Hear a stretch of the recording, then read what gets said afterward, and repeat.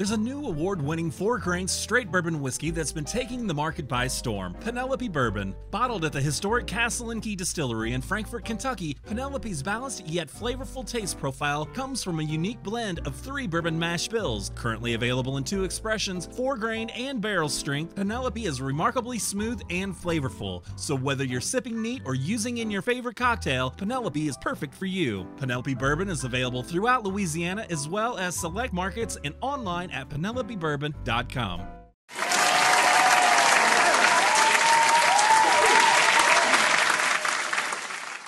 Welcome back to the greatest show in the entire world. Today we have a special guest, smarter than most of the guests, he's an author, Richard Todd. How are you doing, man? I am very well, thank you. Awesome, and I'm glad to have an author who's and you seem like the authors all have the same vibe, like this intellect vibe, like this creative intellect vibe, and I like it. It's good, and we need to get more people reading. I feel like it's a good concept. We're trying to save the children by having authors like you on the show. I appreciate it. I'll do my part. But I want to talk about a cool subject that I'm pretty interested in. I think you're interested in if you wrote books about it. Time travel. I think that's I think it's probably possible. Like, what do you think on that? Like the possibility of it? Well, it is possible, and the reason why I say that is that in the run-up to writing these books, one of the people I spoke with was the astrophysicist Brian Greene. And one of the things that he reminded me is that it's actually possible, conceivably, to do time travel right now. Because if you think about black holes and how they distort space and gravity and time, one of the theories surrounding black holes is if it was possible to traverse a black hole and pass through the singularity, you will end up in a different black hole someplace else, but that could actually be in a different time. It's not just in a different place. So conceivably, it's actually possible today. Now, there's the little detail that you'd be shredded to bits in the course of going into a black hole. But if you could pass that little detail, then it is possible to time travel right now today. And so I actually use that concept in the books. So the idea of manipulating time and gravity and space and folding it in on top of itself to be able to do what these folks do in the books. That's interesting. I was hearing a popular theory that in 2001, CERN came up with some kind of time travel thing, and then and also in the FBI files, they were saying that the Roswell crash, the beings were traveling through space and time. They weren't, or not space and time, but dimension. Sorry. So they were. And that's interesting too. So we have documentation of groups that are kind of taken seriously, like the FBI, even admitting that this type of travel is possible and has been for a while. Yeah, that's actually one of the theories about Roswell, that the beings that crashed were actually not from a different planet, but they were actually from a different time. They might have been humans from the future. And I want to be careful about bumping up against spoilers in my book, but that we do talk about Roswell in Area 51 in the book. Yeah, it's weird. And then are you familiar with the John Titor story? I know the name, but I'm not intimately familiar now. He was supposedly, I mean, this is I'm not saying I believe it or don't, but the story is more or less he was a time traveler from the future that came back to stop us from American Civil War and stop us from World War III and some stuff like that. And his claims were that CERN created a time traveling device in 2001, or maybe no, it was GE. I'm sorry. The GE, in that time frame, that means it had to have existed for 20 something years, if that's true, which is interesting. Yep. Well, that would be very cool. I would love it if time travel really existed, and if we were going to and from places in the past or the future right now today.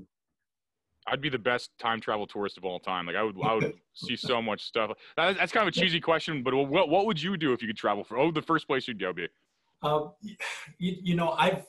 been asked that question before. I bet. My response is extremely uninteresting. The only thing that I can come up with, actually off the top of my head, is I would go back in time to talk to a girl that I was too shy to talk to at the time. So that's a super honest answer. I feel like a lot of people almost would, that if that was pointed out as a choice, I think a lot of people would do that. That's like an interesting, and I think that's a very true to yourself answer. You know, I mean, that's a very like honest answer. Yeah, I appreciate it. I wish I could come up with something more noble, like meeting Gandhi or something, but no, Yeah. it's. I feel like there's a long line to kill baby Hitler. So like when the time machine like happens, there's gonna be like 30 people at that birth or more, you know? Yeah, that's a good idea. Not so sure that somebody would not have been in line to replace Hitler, though, because there was a lot of stuff going on at the time that gives rise to the Second World War, because the aftermath of the First World War was botched. I talk like I know what I'm talking about, and then the only reason I say that is because I actually write about that a bit in book 3. So That's interesting. What happened at the end of World War I that gives rise to World War II. But no question, Hitler played an important role in that. Yeah, he was like the communication department for its frustration, though. I mean, I think that the people were speaking vicariously through him. Like that's what the people wanted at the time. I mean, but he takes a lot of the responsibility because he's a well-spoken person that kind of led him down a more destructive path, I guess. But yeah, I think that's exactly right. And without drawing parallels to current events in America, I think that you're right on that. He was someone who was a catalyst for much of the frustration that people were feeling at that time, and he was able to channel it and articulate it in a way that was very convincing and compelling for his followers. yeah, the solution probably wasn't killing Jewish people, but there probably was a solution. Yeah, would not have been my first choice. That's funny. But yeah, like I just think it's an interesting concept. And I liked how your book, the description of your book talked about going back to 9/11, but not to stop it, but to like to study how America's decline started there. And I love that. Like, to be honest, it's very like you seem very authentic and you seem like a truth teller. And I think that's very good. And like he's like it is fiction supposedly, like you mean, but it's still like almost nonfiction sounding. You know what I mean? And that's just so interesting. Like, I appreciate you saying that. And I think that. You're right on about that. What the folks who create the time tunnel are trying to do is they're trying to identify inflection points in time where they might be able to send somebody and change the trajectory of America in a better way. And they home in on 9/11 as something that needs to be corrected. To your point, not because they want to save lives, but they see that as a punctuation point that begins the decline of the American empire. And that's true. It wasn't really so much the fall of the towers themselves, but it was a change in priorities, withdrawing inside America, giving more priority to security as opposed to, say, education and infrastructure. And so those are things that I talk about in the book, that it changed the American mindset in a way that was not good for America. Yeah, so I didn't think that before I read that, but after I read that, I agreed. Like I was just like, that's so true. That's a huge focal point and change in America and the fall of the West so far if we don't fix it. I mean, like it seems, and that's terrifying to just say and admit. But I probably wouldn't admit that again. but it seems like that was the beginning of the fall of the West almost like. Yeah, I think definitely a chink in the armor for sure. At least, yeah. So I would agree with that, and you do see some domino effects in places outside of America, Europe, etc. That's crazy. I think it'd be cool to like watch like tragedies, like JFK, like in Texas, like Abraham Lincoln at the play. There'd be like certain like just presidential assassinations to watch would be insane.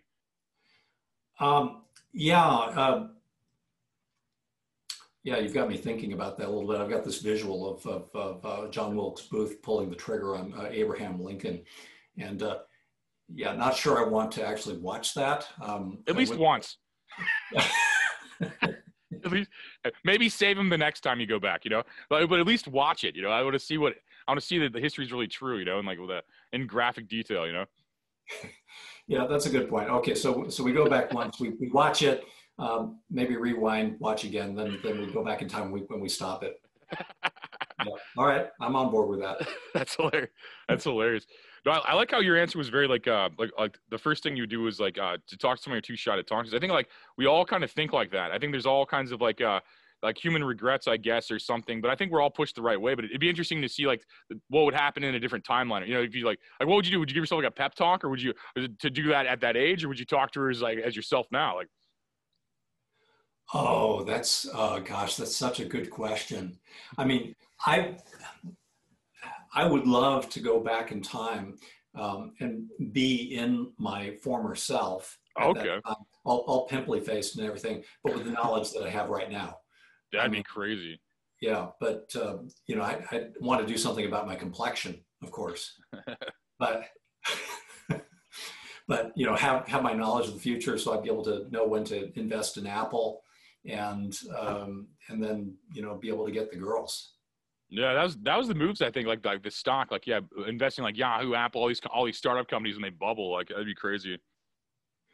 Yeah, so yeah, so do the complexion, know exactly the right, have confidence to talk with young women, and be obscenely wealthy.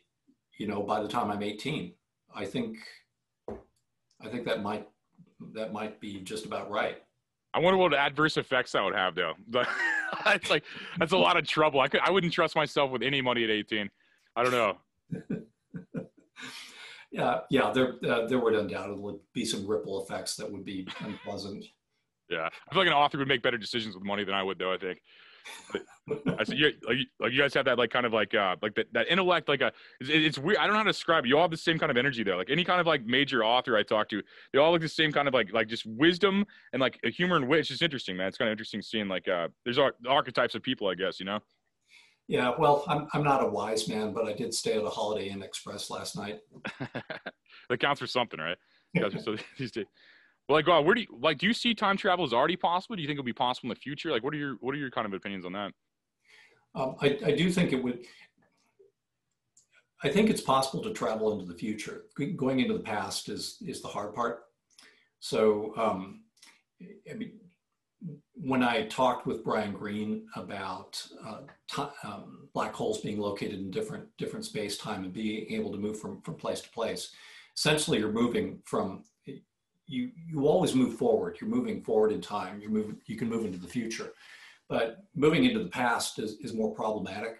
And in my book, I take a stab at that by suggesting that while we're folding space-time, we can actually fold it in, keep folding it in on top of itself.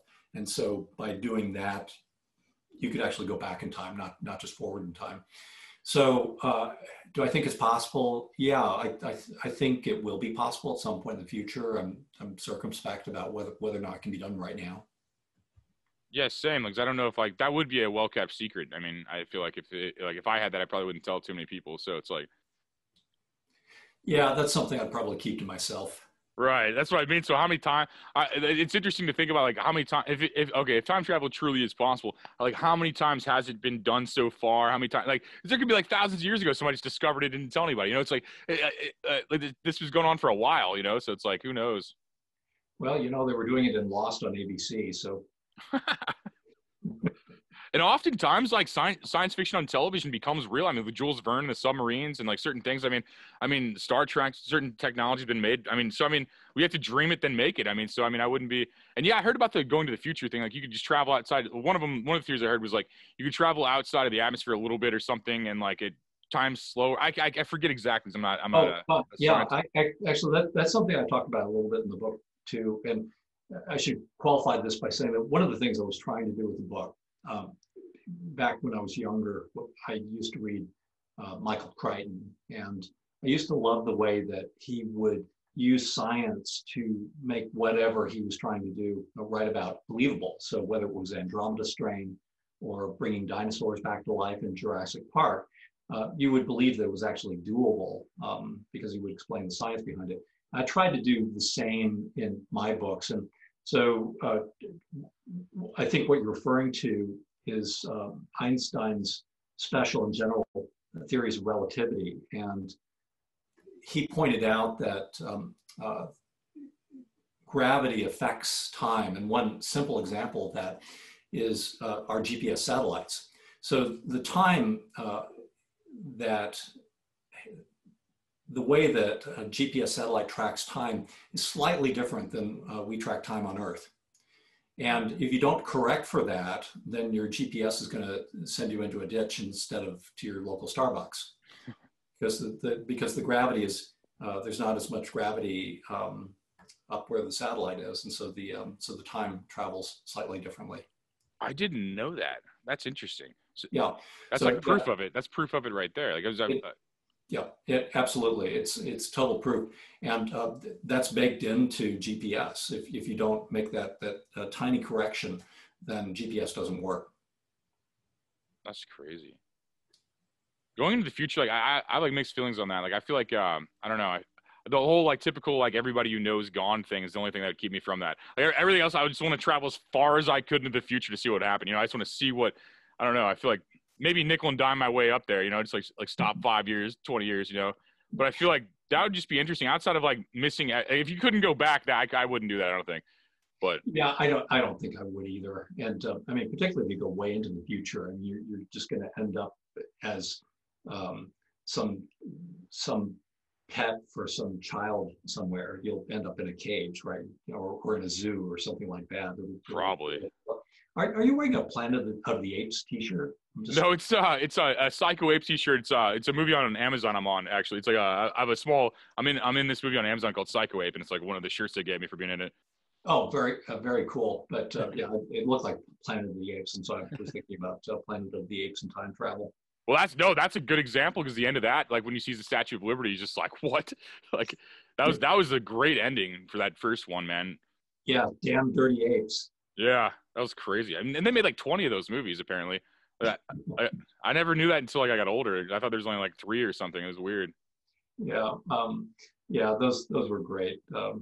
Yeah, and I don't, at the risk of dating myself, I mean, I love those late 60s, early 70s sci-fi movies. Well, I mean, I think the 70s and 60s had the best writing in cinema, like regardless of what it was. I mean, you had Airplane, you had great comedy, you had great sci-fi, I mean, I think that was the peak of like entertainment probably. Yeah, loved Airplane. What a great movie. Oh yeah, it's perfect. Yeah, it's weird. No, I think that's before everybody got canceled for being funny. Like now, no one's left. You just have like, I don't know, like there's no one uncanceled. So you just have a bunch of people like just like being like, I don't know, like status quo as hell. You know, like it's weird. Yeah, absolutely. What got you into writing? More of a personal question. Like, what got you into being like an author, I guess? You know, I think I didn't entirely miss my calling, but I was late to get to it. And so I've actually been a business person, an entrepreneur most of my life, and started companies, and these were tech companies, and I sold them.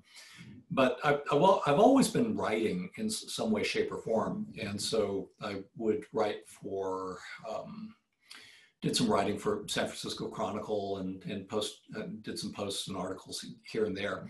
So I've always loved it, but I didn't have enough confidence in my writing to think that I could actually make a living off of doing it. And it was very strange with book 1 in the series. This is a true story. I woke up one morning with the entire story of book 1 in my head. It just was in the whole thing was there. And I actually wrote the book in 2 weeks. So this was on the 2-week holiday between, it was Christmas and New Year's. So I wrote the book out. It took me a few months to do some cycles of editing with it. And then I finally published it. So that seemed like a kick in the ass from the universe that said, okay, you need to get serious and start doing this before you die. No, I'd say so. And I think that art just definitely proves we existed at one point on this planet, no matter like whatever happens in 1,000 years from now or whatever time frame, you know. I think that's definitely true.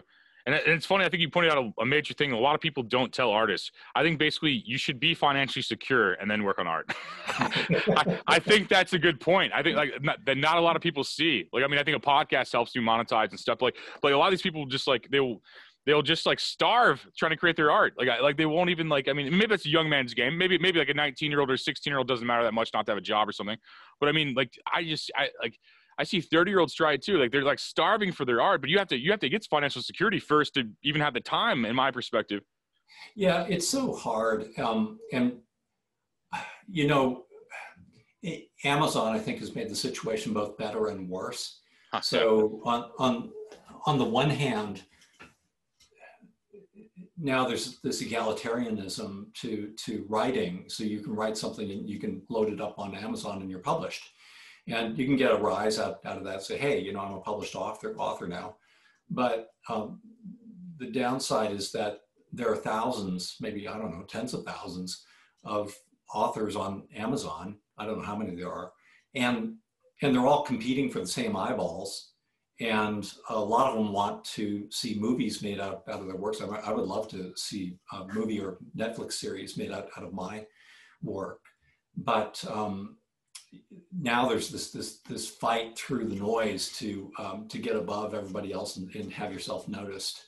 And that's challenging. It can't be done without money, or unless you're just incredibly lucky. And some people are. Some people do get lucky, but yeah, it's tough. So yeah, I mean, I have tremendous admiration for people who are so dedicated to their art, whatever it is, whether it's fine art or sculpture or writing or dancing, whatever. That they know that is their mission. That's my calling. That's what I'm supposed to do, and they just pursue it to the nth degree. And I actually wish that there was more funding available for people who wanted to do that, people who are dedicated to art, and oftentimes to scientists. I have some good friends who are scientists, and they're constantly fighting for money. They cannot. They spend half of their time, more than half of their time, writing grants, trying to get funding for their research. So I very much appreciate people who want to pursue their art, or they want to pursue ideas that are in their brains, and there just isn't enough money to do that. No, you're right. I think the only out of that is like understanding marketing. Like if you had a grip on marketing, you wouldn't need that much money. Like I ran, like for example, I ran for office like recently, and like I came in second place against a person that spent $1 million, and I spent $28 like on marketing. Wait, you know, back up. What is this? You spent $28?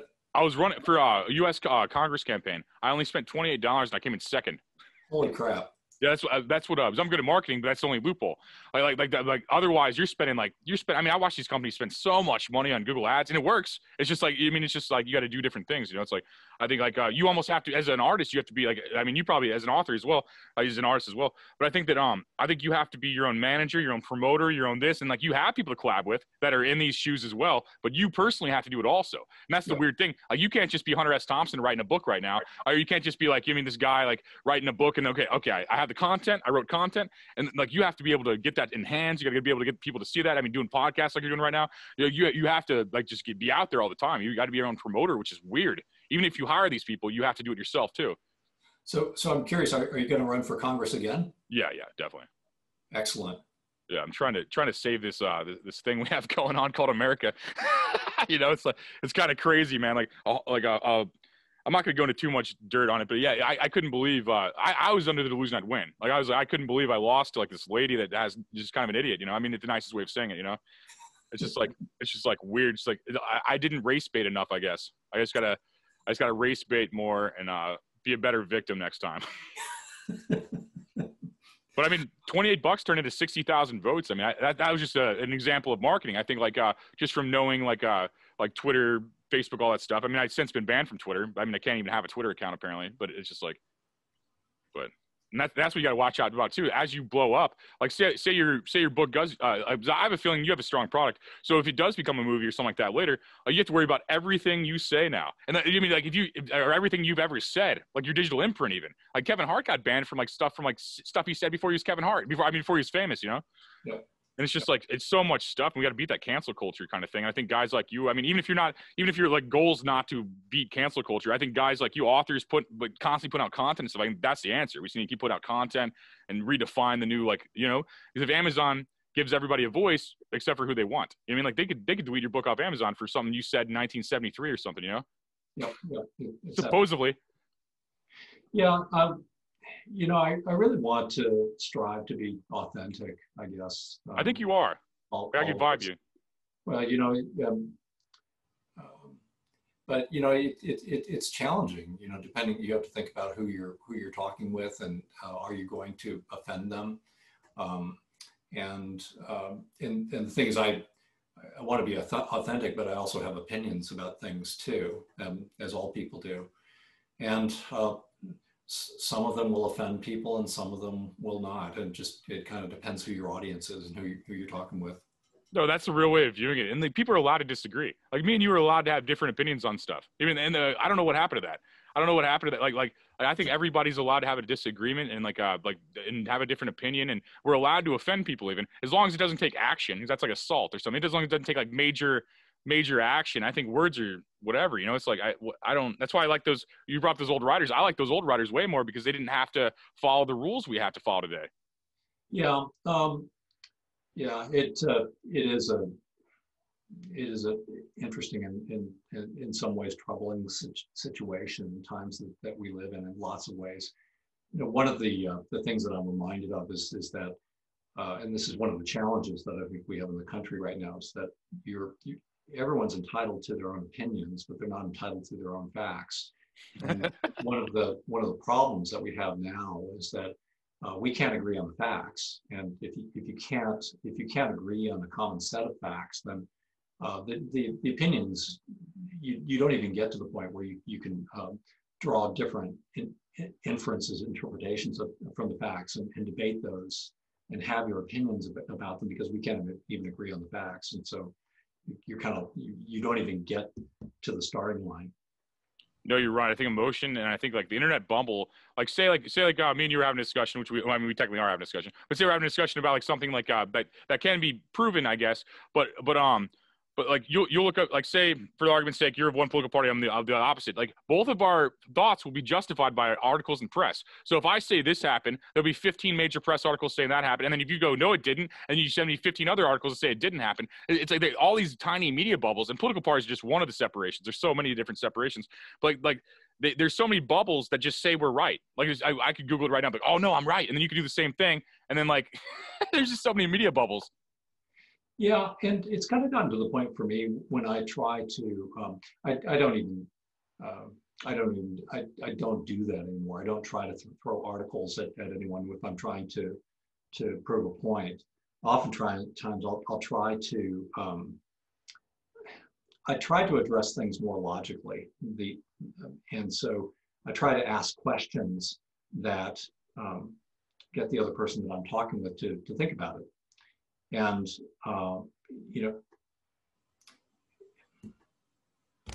okay, so I'm going to show an example now, and this is not to hopefully won't go too far into a political conversation, but I am pro-vaccination, and I've been vaccinated twice with, and I'm in my 60s, and so I'm somebody who wants to be vaccinated for lots of reasons.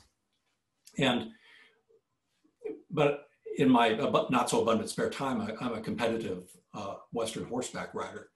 And so the folks that I ride with, many of them are anti-vaxxers. And the feeling is that, well, this infringes on my personal liberty to force me to take the vaccine. And forget about all the articles and all the evidence and all that stuff. I don't go there. What I ask, the question that I ask is that, do you believe that it infringes on your personal liberty to prohibit you from driving drunk? And most people will agree that, well, no, I don't think that infringes on my personal liberty. So I ask the question, well, why is that? Well, because I'm endangering other people. There you go. So forget about the evidence. We could throw articles and evidence at each other all day long. Right. That's so true. So where I go with it is that one's person. I respect personal liberty. I absolutely do. But one's personal liberty, the water's edge for that is when it infringes on somebody else's personal liberty. And so, if you don't want to get vaccinated, cool. But you need to agree not to interact with other human beings. And if you do that, then cool. I'm perfectly fine with it. I don't have an issue with it at all. I just think. But the point that I'm trying to make is that, I'm not, to your point, I'm not trying to throw articles and evidence and facts and stuff. I'm just trying to, I try to address those kinds of situations in that way. And this is, and so that's an example of how I try to approach it, because because nobody trusts each other's articles anymore. And so it doesn't matter. So, it's this trial by purgatory of that. You're just piling up article and article and article. Nobody believes it anymore. Well, yeah, an article's just, to me, is just a guy with an opinion and a login. That's all it even is to me. I don't see it as anything other than that. It's an opinion. Like, unless you have like video evidence inside of your article, or like some kind of like sustainable evidence within the article, which is rare. I never see that. But but it's just like a login and an opinion. And I think the vaccination argument's a huge argument too. I think, and I wouldn't get involved in that. But I do think that what was I going to say? I do think that all opinions are valid, and the answer's somewhere in the middle of all of our fucking stupid opinions, like really, it's in the middle of it all. It's like no one's 100% right all the time or 100% wrong. We're all smart people trying to figure out what's best for everybody, and I hope that we get there regardless of what. I hope that we find what is best for everybody. Because I don't know. I personally am caught in the middle of everything. I just don't know if it's good or bad, or I'd like to see more evidence and more testing and stuff. But I'm open to whatever, It's like, if it makes people feel secure and helps some people, like whatever. And if people feel insecure taking it, don't take it. That's how I view it. But it's just like, I don't know. The one thing I will say, independent of the efficacy of it and liberties and so forth, the technology is extremely cool. If you go into the mRNA technology, it is quite amazing how, it's been around for a while, but it just has not hit the mainstream until this crisis happened. But how they're just taking a tiny snippet of RNA, and then they're putting that in a suitcase. And in this case, it's a lipid molecule suitcase, and they're injecting that in the body and to evoke a reaction. But one of the things that is cool about it to me is that it completely transforms how vaccines happen now. And one of the things that I'm wondering about is that does it become, is a cottage industry of vaccine makers going to rise up? Because this is a stretch, but I'm wondering about anyone with a CRISPR in the garage. Could they make a vaccine and make very specialized vaccines for lots and lots of different things?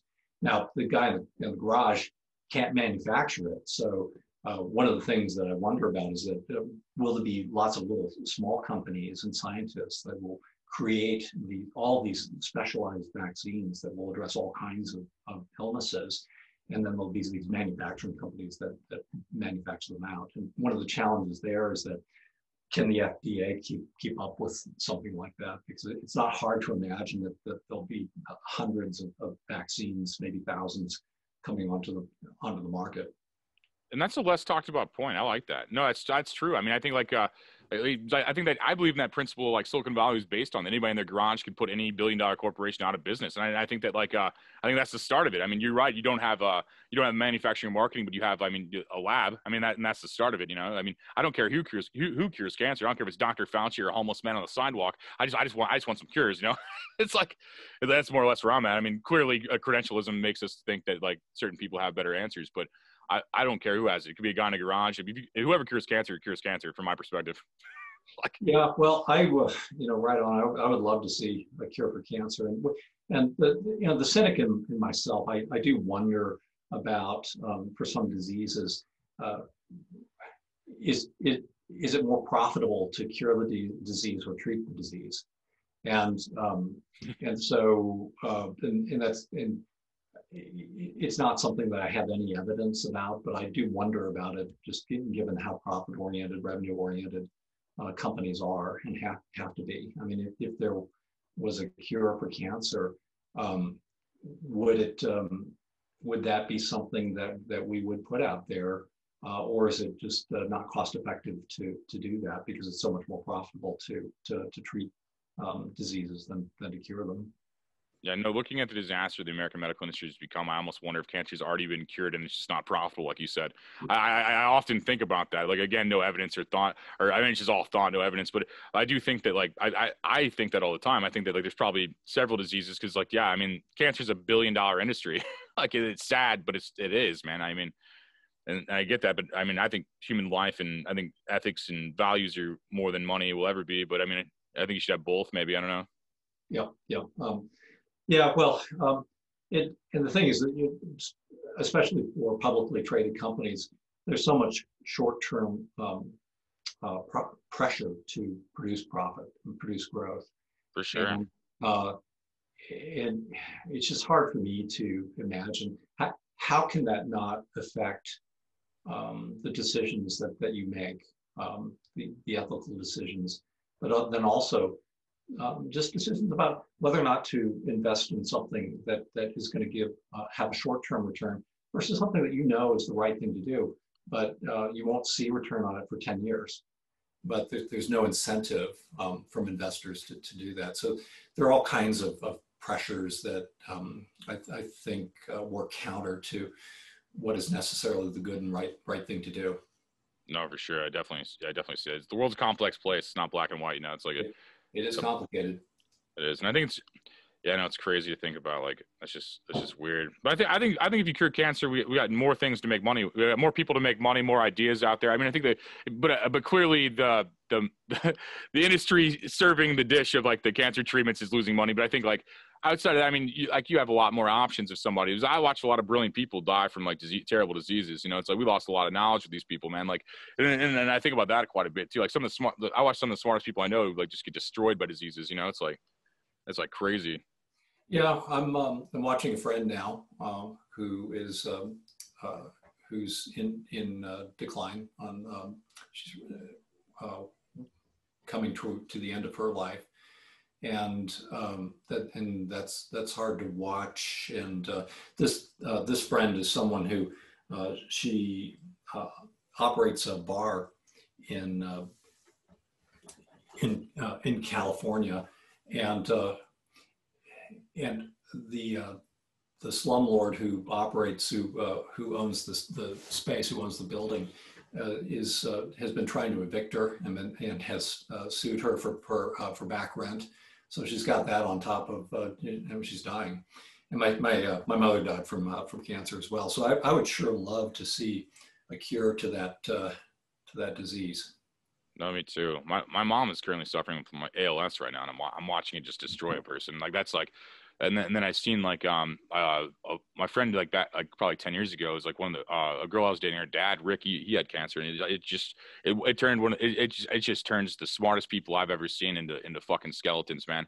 And it's just like it is hard on the soul, but it'd be harder just to ignore. You know, you got to fight through it no matter what. You know, it's like it'd be so easy just to ignore my mom's situation, but it's like one of those things. It's like I almost have to tell strangers like this that it's even happened. I have to make it real all the time, man. It's like it's crazy to have to think about that. And like I think cancer is very similar to that. It's like I watched a lot of people like just kind of the same thing happen with that, you know.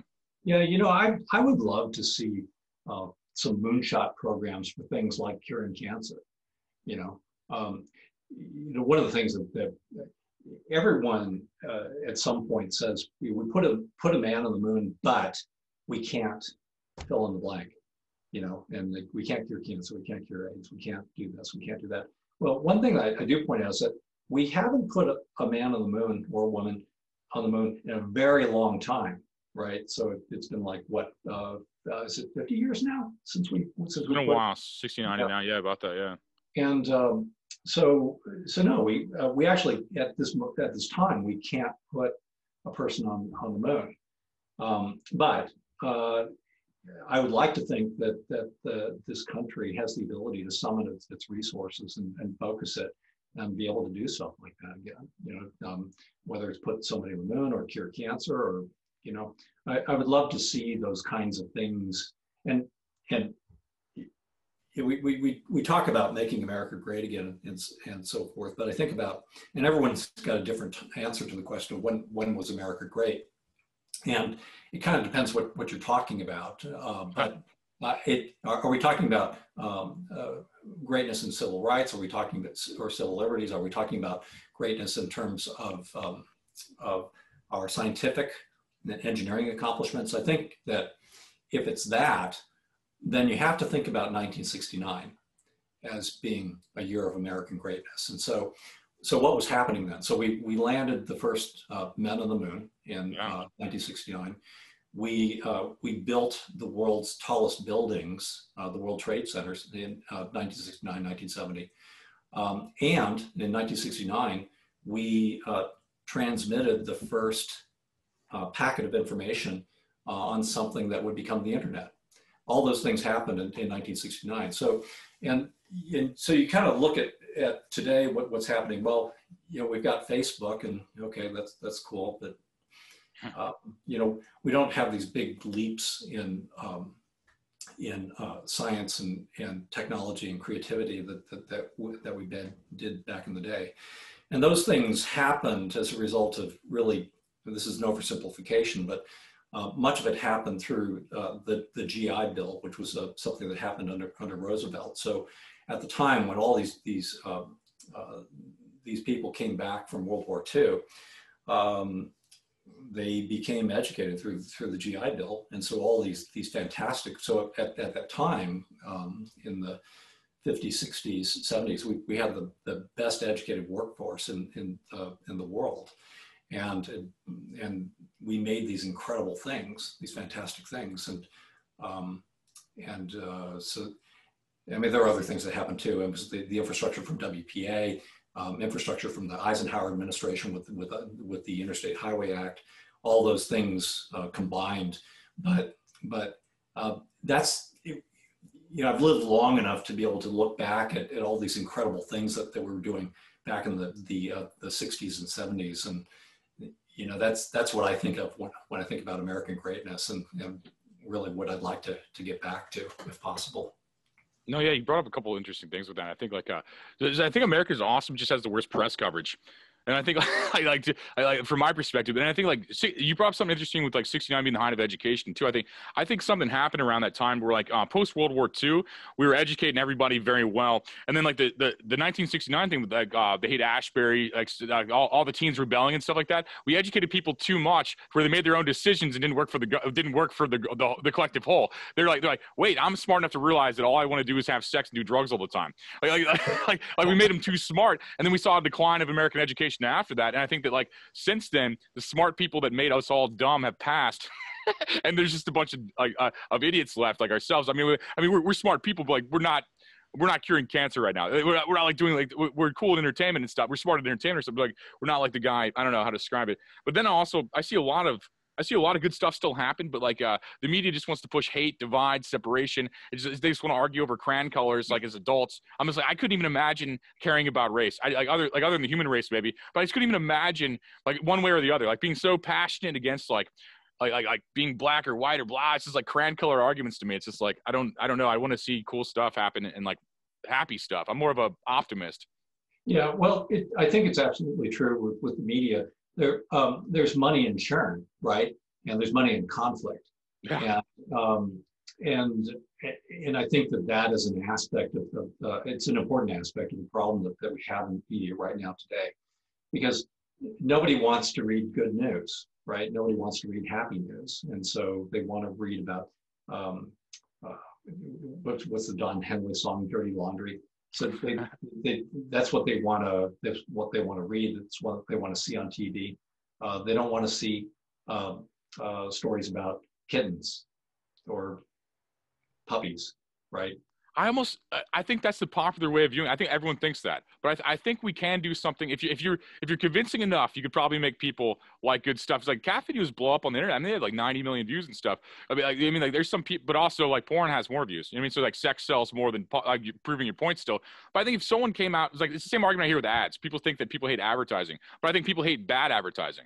I think that if there's a product you want and you see it on television, you're like, that's cool. I mean, if it's actually cool, but the people marketing are just marketing trash. It's the same kind of thing I see with I think good goes a long way. I think it really does. And I think American marketing teaches you exactly what you said there. Like in my marketing class, they go, these are the 5 things that sell. It's like controversy, explosion, sex, it's like certain things. Like I think that's been away for a while, but I think the way the papers just become murder stories and obituaries, I think hopefully we're about to get out of that.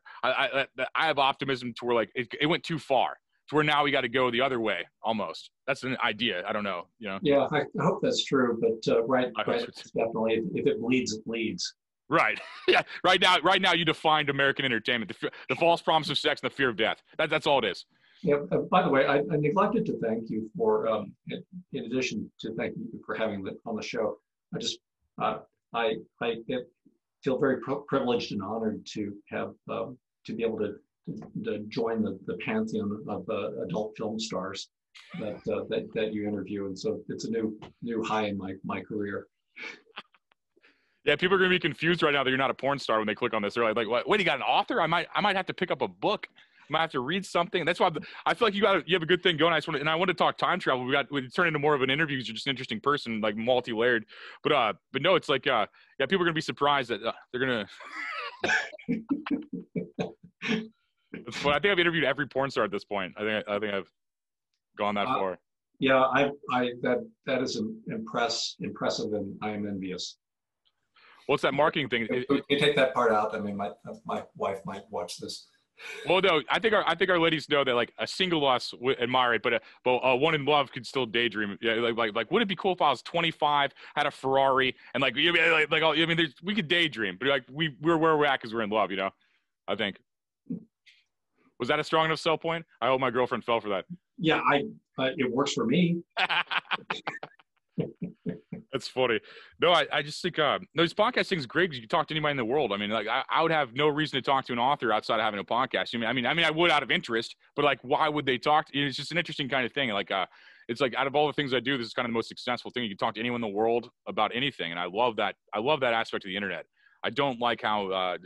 I barely use social media because it's just, I'm banned from a lot of it, but also it's like, it's just negative, man. It's just like, so negative. It's just like, I use like LinkedIn because it's positive. Everybody's talking about making money, it's like, that's like a positive thing. I think that's where my mind is now. Like the world, I think about, I don't know, in the 60s, we needed like the counterculture because like everybody was too uptight. Now we almost need like a reverse back to traditionalism to a degree.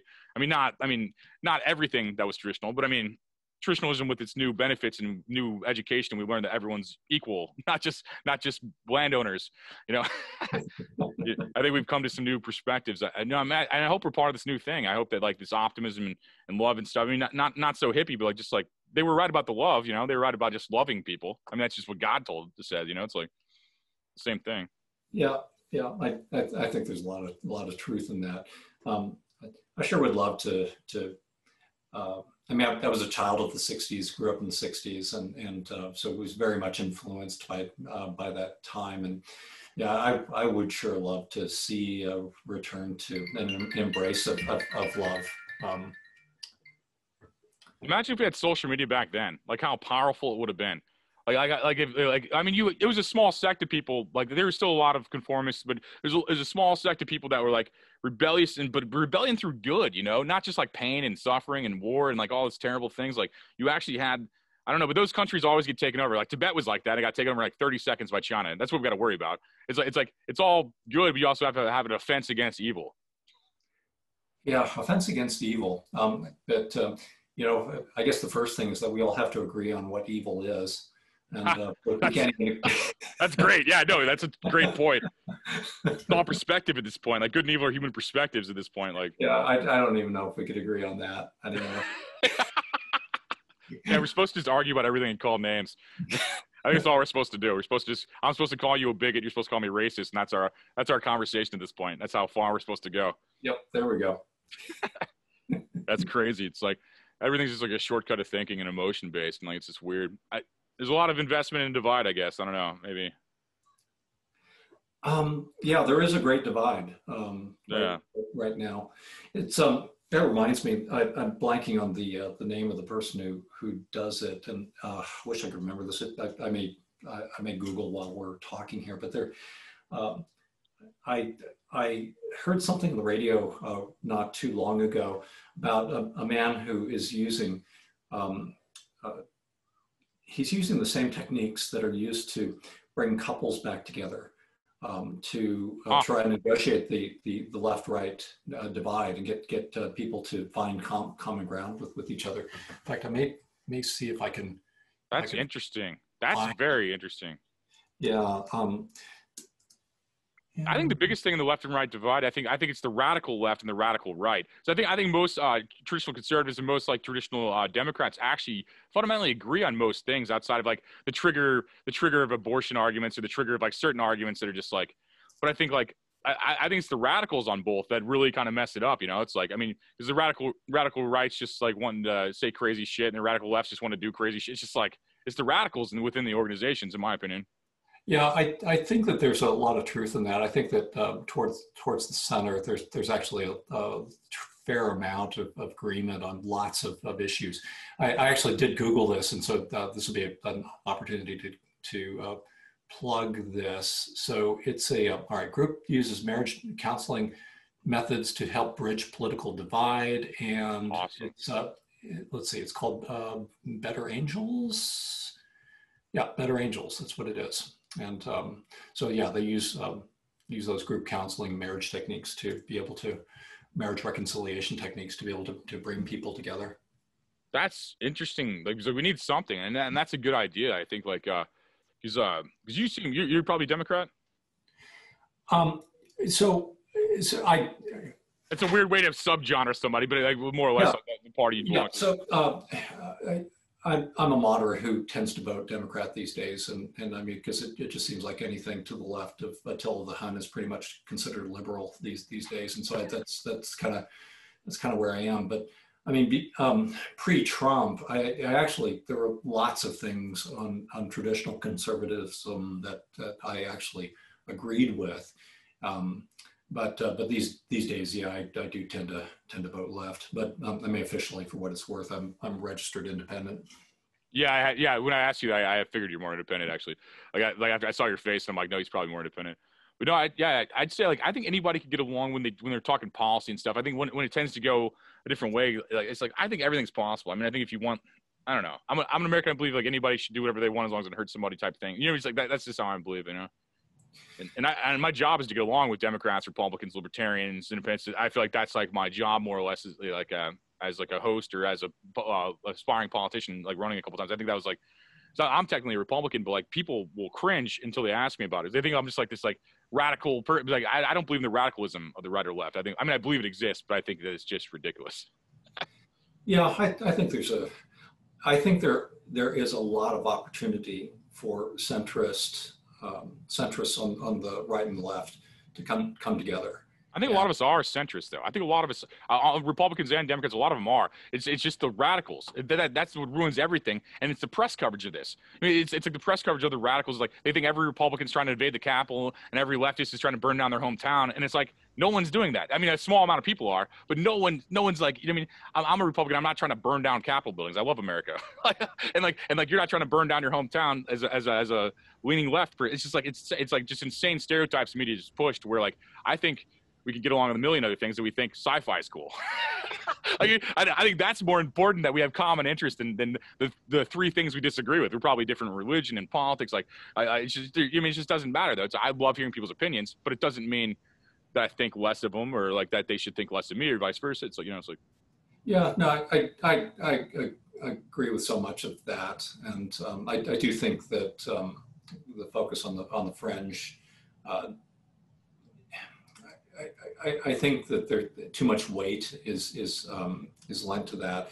But like I said, if it bleeds, it leads, and there's no money to be made in relatively anodyne stuff that everybody agrees with. The money is to be made in the conflict and the churn, and that's what stokes so much of this. And it's unfortunate, it's sad. And the thing, for better or worse, I grew up in a time where we had three major TV networks, right? We had ABC, NBC, CBS, but we also had PBS, so make that four. Well, if you consider PBS, NPR to be major, and they really weren't compared to those. But not at the time, yeah, but now they are probably.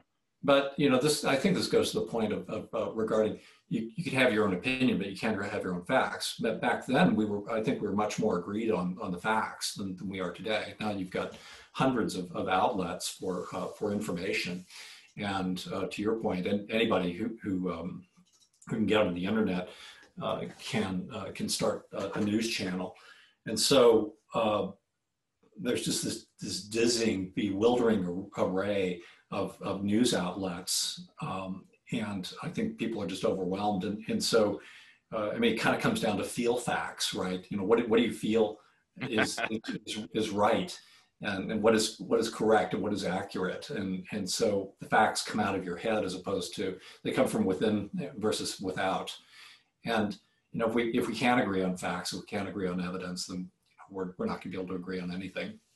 Yeah, and I think I think that's even fine. I don't think that has to come to an aggressive point of view. I mean, even if being wrong is even okay. Like to me, it's like I don't care if someone's wrong. It doesn't affect me. I think when it becomes like aggressive and people get in like pack rat culture and just start being aggressive, I think that's the problem. It's like because America's like built on rebellion. You know, so we're built on like we're the offspring of psychopaths. like really, I mean, the best in the best way of saying it. You know, I mean, I think like we're the best psychopaths. I mean, there's a lot of them in the world, but America's just like, and we're built on that. We're trying to get away from that. I think we're trying to just evolve. I think we're. Well, you know, you do think about the kind of people who would get in a boat and sail across the ocean, get in a wooden boat. You know, no GPS, right. no internet, no iPhones, no nothing. They get in a freaking boat and they sail across an ocean to some place they've never been to, and then they propagate. And what is the DNA of a person like that? I mean, is that person who's willing to take that incredible risk? Is that person somehow are they actually different physiologically than the people that they left behind? And I'd like to believe that that's true. I'd like to believe, and this will touch on other political stuff, but I also wonder about immigrants who right now who are coming to the country are willing to take risks to get into the country. And I wonder if that DNA, all of it, you know, regardless of the color of the DNA, if that kind of DNA is that not good for America to have the risk takers, the willing, the people, to your point, the psychopaths who are willing to take those risks to be here. We're willing to do things that not everybody is willing to do. And is our DNA an aspect of what makes America great? I think it is. And I think that I think there should be more emphasis on that than anything really, because I think that this is the all-star team. I personally don't care like what you look like. Like some people are caught up in that, but I think it's just like it really is like Dr. King said, like the quality of character. I think this is the most important thing. And I think that we have great characters, Americans, but I don't think Filipinos don't have good character. I mean, I think any other country, any of the other 195, 96 countries, depending on the day, I feel like they're all important, and like this is all a collaboration. Like Earth's a collaboration. I just happen to wave an American flag. That's where I'm from, and I'm proud of it. Just the same way you can be proud of being from Ireland or Australia or wherever else you're from. You know, it's Yep. like it's just whenever it becomes conflict's the problem. Whenever it becomes like a militia ideology versus like just something else. You know. So much of it in the conflict now. This starts to get into psychology, and I'm not a psychologist, though I did stay at a Holiday Inn Express last night. But embarrassment and humiliation are such powerful emotions. And an aspect, I think, of where we are and how we are right now is that it's hard to admit that you're wrong, or hard to admit that maybe I'm not right about this, or maybe you're saying something that is worth listening to. And okay, tell me some more about that. I want to have an open mind about that. Those are things that are hard to do. They're not easy to do. And oftentimes we start bumping up against the edges of your emotions, your comfort zones. You don't want to be there. That's a scary place. And you want to withdraw in where it's safe and eat your comfort food and, you know, Kraft macaroni and cheese. And you don't want to explore that. And so I think things like racism. I think that if you talk to the vast majority of white Americans, they'll absolutely tell you that they're not racist, and they will believe it. They will believe that they're not racist. And I believe racism isn't the problem, that bias is the problem. You're not aware of your bias, and if you aren't, and everybody's biased. Everyone, doesn't matter what color you are, you're white, you're black, you're brown, does not matter. Everyone has bias, and the problem is that if you don't have awareness of your bias, it's like fear of flying, right? If your thinking mind can't engage and say that, statistically, there's a really good chance I'm going to survive this plane trip. If you don't have your thinking mind able to talk to your feeling mind to be able to address issues like that, then you're never getting on that freaking plane, right? You're gonna have to take a train or a car to get where you have to go. And it's the same. I think so much of what we're dealing with today are these emotional issues. And if we could have honest conversations about the emotions, what are we feeling? What do we feel? Are we happy? Are we sad? Are we scared? Are we depressed? If we have conversations about that, then those can lead us to places that are more constructive, and where we can't solve all our problems, but we can solve some. I think we can solve a lot of them. Yeah, no, for sure. And not to make it any less important, but I think it is important to a lot of people. I think racism does affect people, and it is kind of annoying for a lot of people. But I think about racism the same way I think of like Marvel movies. I'm just like tired of watching it and hearing about it. Like that's how my perspective is personally. It's like I feel like we have such bigger problems. It's like, can we start rock hopping? Can we start like can we take over Mars and terraform it? It's like come on, can we do some cooler stuff and like argue on this water rock? Can we expand to other water rocks? It's just I just feel like I just feel like we have so much more to offer as a human race than just like argue about crayon colors. And that's how I view it. But also, I'm not a person that affects maybe. I mean, maybe it does because everybody thinks I'm racist for being white. I mean, to a degree it does. But I mean, but ultimately, I don't care about someone else's opinion if it's negative. I see most negative opinions as like projections, as psychological projections, and it's just their insecurity described. What water rocks? I'm just going to throw in a plug for Europa. So I do personally, I don't understand the obsession with Mars. I mean, why are we going to Mars? Let's go to a place where there's water, where there are sea serpents, most likely. I mean, there may not be, but I mean, there's liquid water on Europa. There are these big oceans of water. Yeah, I'd take that over Mars. There's life. Let's go to Europa rather than Mars, in my opinion. Yeah, I think the only reason Mars and the moon are there is because it's so close. I think that we don't have easy to obtain wins, but I think your opinion's better. If I was as a plan, I think literally I would rather go somewhere we have a better chance of surviving, and I think we should definitely look into that more so than just like arguing all the time. It's just like it's like how many quick trips can you burn? Like, I mean, is racism solved now? It's just insane. It's like okay, we sacrificed every major city now and their infrastructure. Oh, is it over now? It's like, oh my god. And I get it. It's probably annoying to deal with racism, but it's just like I'm just sick of like, it's just like little kid arguments to me. It's like little kid arguments. It's like crayon color arguments. It's like how like a 5-year-old picks on me for some toy I had or something. It's how it sounds. It's like I just don't care. It's like, yeah, well, I think that if you've got a really good goal, something like whether it's going to Mars or going to Europe or what have you, I mean the mission, the Apollo missions. Not just the country, but the planet came together for the moon landing back then. That was huge, and exactly. That was a fantastic technological achievement back then. Totally.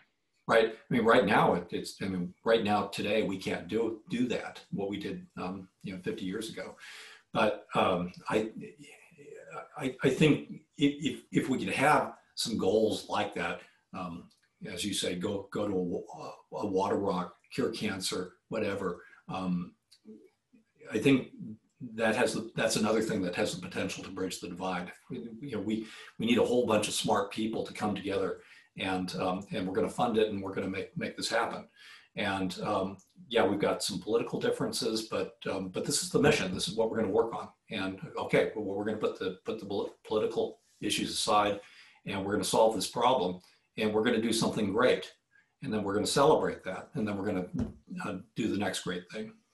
No, I agree, and I think that's a lot of what it is. I think well, my opinion and like gut feeling is more or less that like there's like 9 billionaires or rich people, whatever, however much money they have. There's like nine rich people, and they just don't want to realize to realize there's only 9 of them controlling everything. Like, so they want us all arguing with our neighbors and our friends and our family and be like, oh, I hate my uncle because he's Republican, Democrat, Libertarian, fill it in. I hate this person because this, and we disagree because memes. He posted a meme I disagreed with on Facebook, so now we can't be real life family. It's just like insane. It's like, so, you know what I mean? I think the divide's there, so we don't just stand up and realize that like the guy who prints the money is probably in charge, you know? Yeah, well, I mean, if there is a deep state, I think it's to your point. I think it's a relative handful of billionaires that. Yeah, I had this conversation with somebody I knew recently, and they were talking about, I don't know, we were talking about getting chipped or something, and I said, well, why would somebody want you to be chipped? And said, well, so they can control me. I said, what are you talking about? You're already doing what they want you to do. Right. You're buying Cheerios, you're buying iPhones, you're buying cars, you're buying all the stuff that you're supposed to buy. You're paying your taxes. I mean, how else? What do you think they're going to make you do? Work in the salt mines, eat your vegetables? I mean, that's not. They have no interest. You're already on mission. Yeah, we wouldn't be able to exist in a society such as this without being controlled and manipulated. So I think that literally, like we're rewarded for being the most manipulated almost. Like I think you need money. You can't survive without money. I mean you can, but I mean not well. You can't enjoy life as much in a society without money. You know, it's like you could like get some land and like there's ways, but I'm saying it's not as fun. You know, it's like my dad used to tell me, son, money can't buy happiness, and I responded that, well, Dad, you may be right, but absence of money sure can buy a lot of unhappiness. Yeah, it's true. It's just got to play the game. You know, it's like you just gotta. I mean, this is the game we're born into. If you don't have control, at least do well at the game. You know, if you can't write the game, at least do well at it. You know, it's like, and stay optimistic. It's like, what is? Because I mean, say all that's true. Say the insane like 5G's killing us. All this fucking we're getting microchipped even though we have a phone that does the same thing. It's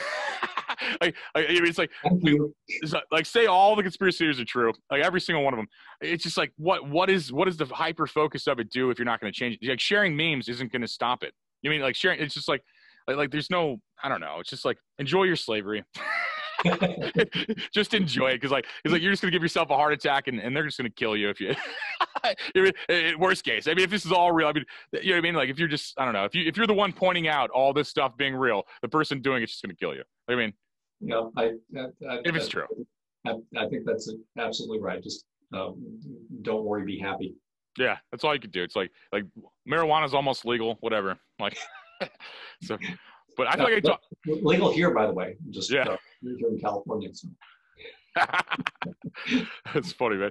Well, I feel like you're a guy who can talk to for like 9 more hours. To keep these kind of shorter, we should tell everybody to buy your book right now. I think go to he's got a physical copy. That's better. Yeah. So book 1 in the series. This is the one that started it all. Richard Todd, Time Tunnel, The Twin Towers. Book 2. The first sequel, Time Tunnel, The Empire, and book 3, Time Tunnel, The Eclipse, available for pre-order right now. All 3 are available exclusively on Amazon. Awesome. We'll go to the, we also have this, if you're listening on audio streaming services, the link is in the description. If you're watching this on YouTube, same link is in the description. So buy all 3 of his books. Give him all of your money. You don't need it anyway. and thanks for taking the time, man. I do appreciate you coming out here, man. It has been a real pleasure. Thank you so much, Anthony. Yes, sir.